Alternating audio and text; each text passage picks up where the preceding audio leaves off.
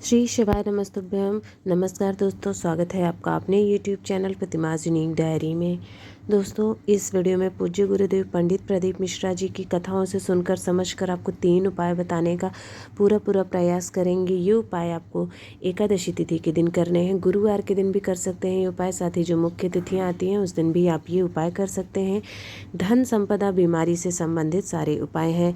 आइए देखते हैं ये उपाय कैसे करने हैं। ये उपाय का लाभ ये है कि जीवन में जो परेशानियां होती हैं, दुख है, धन संपदा संबंधी परेशानी है, कष्ट है, इस तरह के बहुत से मुश्किलें चल रही हैं, एक के बाद एक परेशानी लगी हुई है, पैसा भी नहीं टिक रहा है, इस तरह की अगर चीज़ें हैं हो रही हैं तो फिर आपको ये उपाय करना चाहिए। मतलब पैसा आता है जैसे ही वैसे ही चला भी जाता है, इस तरह की चीज़ें हैं, तब आपको ये उपाय करना है। इसके लिए लेना होगा आपको तुलसी की 3 पत्तियां लेनी होंगी।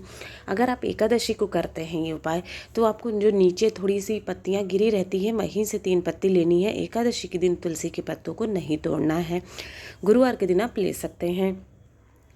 साथ ही साथ अगली चीज़ जो आपको लेनी है वो है गोल बाती का घी का दीपक लेना है। 3 दीपक भी आपको चाहिए होंगे, गोल बाती के और घी के दीपक। साथ ही साथ लेना होगा हल्दी का पाउडर, जो होता है पेस्ट जैसा, आपको बना लेना है। अब करना क्या है, आपको जो 3 पत्तियां आपने ली हैं उसके बीच में आपको उसी हल्दी से ओम नमो भगवते वासुदेवाय कहते हुए टीका लगाना है। मतलब एक बिंदी लगानी है तुलसी की पत्ती पर, इस तरह से बीच में आपको लगा देना है। उसके बाद शाम के समय पर आपको तुलसी, आपके घर में जहाँ भी तुलसी है या मंदिर में आप पूजा करते हैं, जहाँ भी पूजा करते हैं तुलसी माता की, वहाँ पर तुलसी के गमले के नीचे आपको तीनों पत्तियां लाइन लाइन से रखनी है और उस पर पीला चंदन लगा हुआ है ही, आपने हल्दी लगा रखा है टीका, और साथ ही उसके ठीक सामने, मतलब एक पत्ती के सामने एक दीपक, दूसरी के सामने 2, इस तरह से तीसरी के सामने 3 दीपक आपको रख देना है गोल बाती का, ओम नमो भगवते वासुदेवाय कहते हुए। इसके बाद आपकी जो भी मनोकामना है, जो भी परेशानी दुख है, कि विष्णु भगवान हमारी ये परेशानी, ये दुख दूर करें, कष्ट दूर करें, इस तरह की आपको प्रार्थना करनी है। और ओम नमो भगवते वासुदेवाय मंत्र का 11 या 21 बार जप कर लेना है। शाम के समय ये उपाय करना है तुलसी के गमले में, गुरुवार के दिन करें या फिर एकादशी तिथि के दिन। आ जाते हैं दूसरे उपाय पर। दूसरा उपाय है धन संपदा के लिए। अगर जैसे आमदनी उतनी ज़्यादा नहीं है, खर्चा उससे ज़्यादा है, 5 रुपया कमा रहे हैं, 10 रुपया खर्चा हो रहा है, इस तरह की चीज़ें हो रही हैं अगर आपके जीवन में, और पैसा आ भी रहा है, टिकता नहीं है, कमाई से ज़्यादा खर्चा है, कर्जा भी है, ये सारी चीज़ें अगर हो रही हैं, पैसे में ही बहुत प्रॉब्लम हो रही है, बरकत नहीं हो रही है, जहाँ था स्थिर हो गई है लक्ष्मी, आगे नहीं हो रहा है, तब आपको ये उपाय करना चाहिए।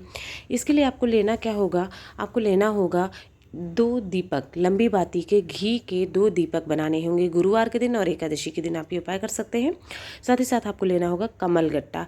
कमल गट्टा मिलना लेना ज़रूरी है, माता लक्ष्मी को अति प्रिय होता है, इसलिए कमल गट्टा ज़रूर लिया जाता है।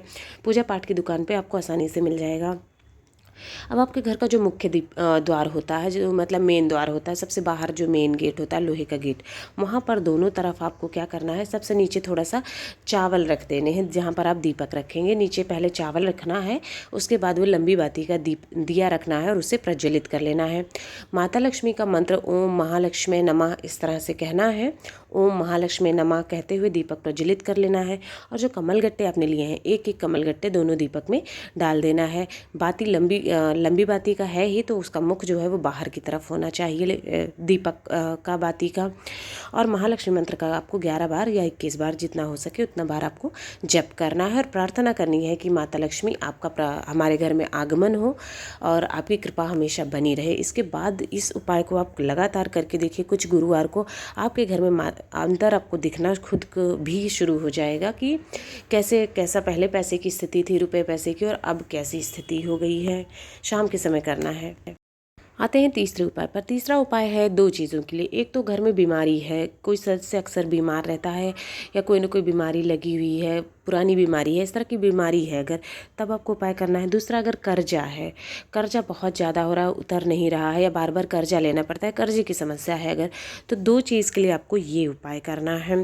थोड़ा थोड़ा सा अंतर होगा दोनों चीज़ों के लिए, बाकी जो सब सेम रहेगा। तो आपको बता देते हैं सामान क्या चाहिए।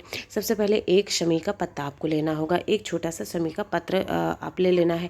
दूसरी सामान जो चाहिए वो होता है कमल गट्टे, एक कमल गट्टा आपको चाहिए होगा। अगली चीज़ जो है वो है तांबे के लोटे में 1 लोटा जल ले लेना है। उसमें आपको मिलाना है गंगा जल, थोड़ा सा गंगा जल भी मिला लेना है और सारी सामग्री लेकर के आपको जाना है शिव मंदिर में, शिवलिंग के पास में। जब आप वहाँ पहुँच जाते हैं, अब अगर आप ये उपाय बीमारी के लिए कर रहे हैं, कोई सदस्य बीमार है उसके लिए कर रहे हैं, तब क्या करना है, तो सबसे पहले जो शमी पत्र आपने लिया हुआ है वो शमी पत्र जहाँ से जल नीचे गिरता है, जब आप जल चढ़ाते हैं जल नीचे गिरता है, माता अशोक सुंदरी के आगे का स्थान एंड पॉइंट जो होता है शिवलिंग का, वहाँ पर आपको शमी पत्र जो है चढ़ाना है। कुंदकेश्वर महादेव का नाम लेना है, किसका, कुंदकेश्वर महादेव का स्मरण करना है और शमी पत्र वहाँ पर आपको एंड पॉइंट पे रख देना है। उसके बाद 1 लोटा जल जो है तांबे के लोटे में शुद्ध जल, ज़्यादा जल इसमें गंगा जल मिलाने की ज़रूरत नहीं, मिला लिया है तो अच्छी बात है, मिला के आपको वो चढ़ा देना है। श्री शिवाय नमस्तुभ्यम कहते हुए वो गंगा जल चढ़ा लेना है। जब आप चढ़ाएंगे जल, तो जहाँ से जल नीचे गिरता है वहाँ पर आपको जल इकट्ठा करना है, तो एक पात्र कोई ले लीजिएगा, वो वहाँ पर रख दीजिएगा पहले ही, जिससे जब आप जल चढ़ाएं तो पात्र में इकट्ठा हो जाए।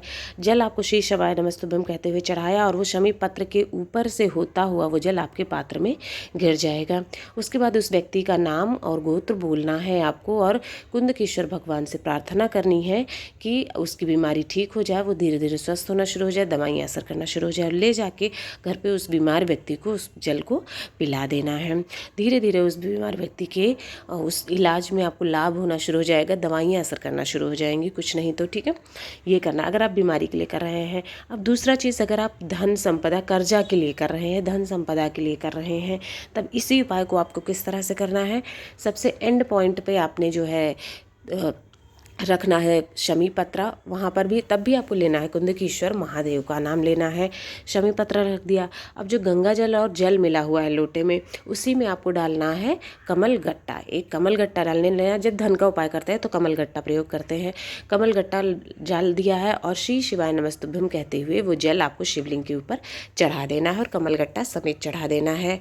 उसके बाद अंत में आपको प्रार्थना करनी है, जहाँ शमी पत्र है वहीं पर आपको हाथ रखना है और प्रार्थना करनी है कि हमारे घर का कर्जा भूलना जल्दी से जल्दी दूर हो जाए, बार बार हमको कर्ज ना लेना पड़े, देवी लक्ष्मी का हमारे घर में वास हो, उनकी कृपा दृष्टि बनी रहे, ऐसी हमारी कामना है, ऐसी मनोकामना को पूर्ण करिए। इस तरह से आपको प्रार्थना करनी है।